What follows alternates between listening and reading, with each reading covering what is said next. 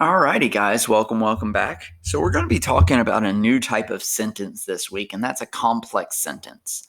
Now, you should have already watched the video where it kind of runs down, what we're talking about with a complex sentence. And you have the dependent clause that can't stand by itself, and it's going to start with this subordinating conjunction, and we'll look at those all this week and next week.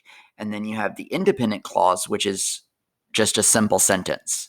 So our first subordinating conjunction that we're going to look at is because. And I know a lot of people like to use because when they're answering a question, and I'm going to show you in this example how you can do that.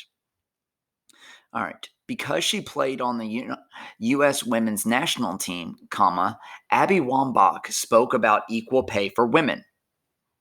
So that is a complex sentence because if you look at this first part, because she played on the U.S. women's national team, that's not a complete sentence. That is a dependent clause. That is not an independent clause. That cannot stand by itself. Now, if you look at the next part, Abby Wambach spoke about equal pay for women. That is an independent clause. That's a complete sentence. That could just be by itself. And we're going to combine the two. Now, if the dependent clause comes first, you use a comma to separate them. But what about if it comes second? Let's look at that. Abby Wambach spoke about equal pay for women because she played on the U.S. women's national team. And you'll see right there, there is no comma because the dependent clause comes at the end.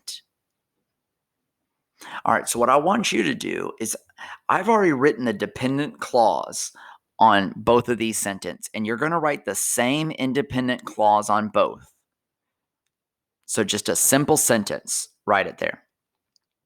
Because COVID-19 is still spreading, comma, and then your independent clause would go here, and then the same independent clause would go here, and it would say, because COVID-19 is still spreading.